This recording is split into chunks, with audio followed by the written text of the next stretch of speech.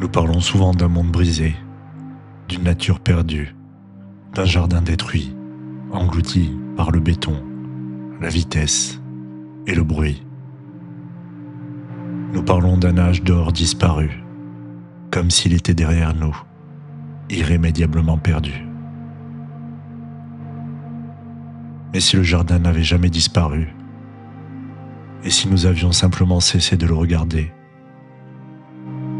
Car le jardin, dans les mythes, n'est jamais seulement un lieu, c'est un état de relation, un espace de dialogue entre l'homme et le vivant. Et ce dialogue peut toujours être repris.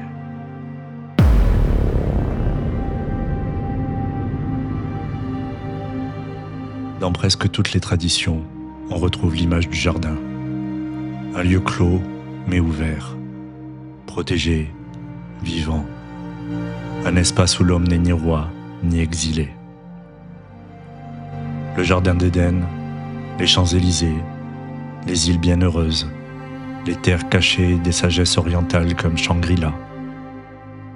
Mais attention, le jardin mythique n'est jamais un paradis passif. Ce n'est pas un lieu où l'on consomme la paix. C'est un lieu où l'on apprend la mesure. L'homme y est présent, mais il n'y règne pas. Il y cultive, il y observe et il protège.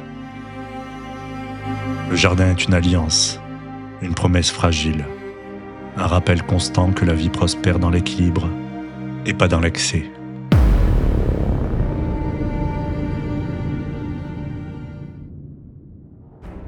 À un moment de notre histoire, quelque chose s'est déplacé. L'homme ne s'est plus vu dans la nature, mais face à elle. Trompé par son ego, manipulé par son orgueil. La forêt est devenue une ressource, la rivière un outil, la montagne un obstacle ou juste un décor. Et peu à peu, le jardin est sorti du monde pour devenir un souvenir, un symbole nostalgique, presque un conte pour enfants. Mais ce mythe de séparation a un coût, car lorsqu'on se pense extérieur au vivant, on finit par lui faire violence, et par se faire violence à soi-même. La crise écologique est aussi une crise intérieure, un désaccord profond entre notre rythme et celui du monde.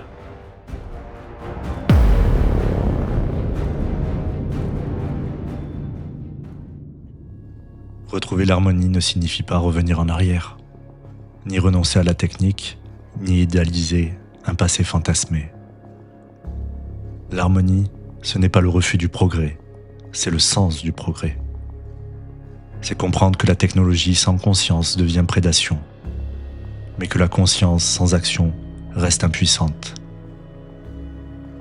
L'homme n'est pas un parasite du vivant, c'est un acteur de l'équilibre. Créer, transformer, aménager, oui, mais en écoutant et en respectant les cycles de la nature, en respectant les limites, en reconnaissant que nous faisons partie de ce que nous modifions. L'harmonie n'est pas une perfection, c'est un ajustement permanent.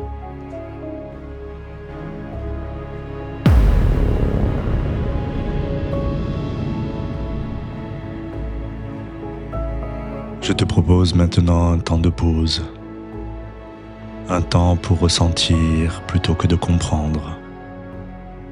Installe-toi confortablement. Laisse ton corps trouver sa place et porte simplement attention à ta respiration. Tu inspires profondément par le nez et tu expires lentement par la bouche. Tu inspires profondément par le nez et tu expires lentement par la bouche.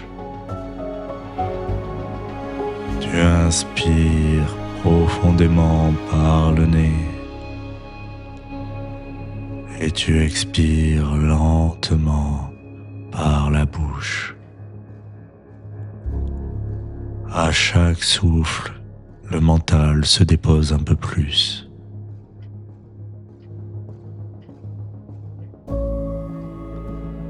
Imagine maintenant un lieu naturel,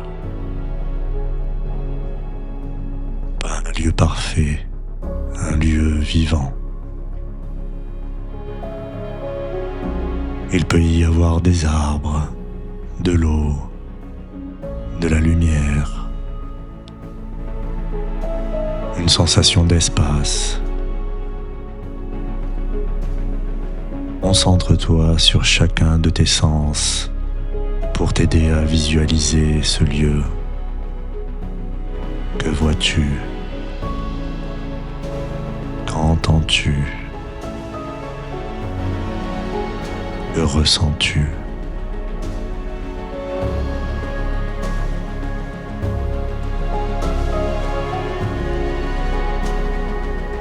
Dans ce lieu, personne n'attend rien de toi.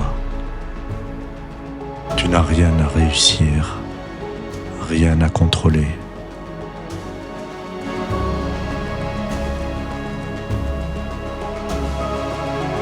Observe ton corps, observe-le réagir à cet environnement. Le sol sous tes pieds, l'air sous ta peau, les sons proches et lointains.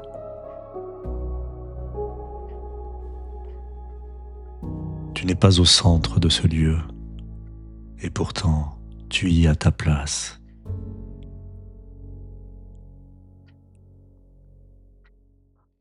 À chaque inspiration, tu accueilles le vivant en toi. Et à chaque expiration, tu rends au monde ce qui n'a plus besoin d'être retenu. Tu inspires et tu accueilles le vivant. Tu expires et tu rends ce dont tu n'as plus besoin. Tu inspires et tu accueilles le vivant. Tu expires et tu relâches le trop-plein.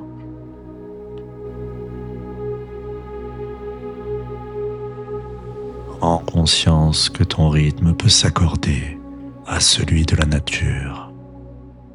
Et ici et maintenant.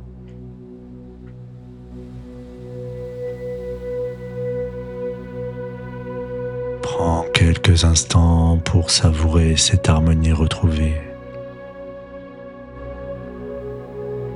cet équilibre.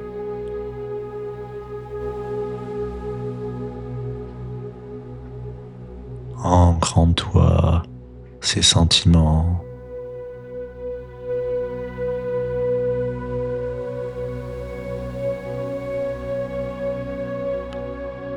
Et quand tu te sentiras prêt, tu pourras te reconcentrer à nouveau sur ta respiration. Ta respiration ici et maintenant. Tu reviens aux sensations de ton corps. Tu peux bouger les doigts, bouger les chevilles, les orteils, redonner de la vitalité à ton corps. Tu peux t'étirer. Et quand tu seras prêt, tu pourras réouvrir les yeux.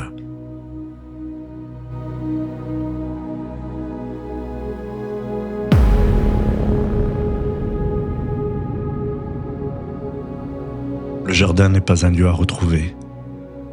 Il n'est pas caché derrière un mythe ancien ou une époque idéalisée. Le jardin est une relation à réapprendre. Chaque geste conscient, chaque choix respectueux, chaque instant de présence est une graine semée. Et peut-être que le véritable enjeu de notre époque n'est pas de conquérir de nouveaux mondes, mais de réhabiter pleinement celui que nous avons déjà.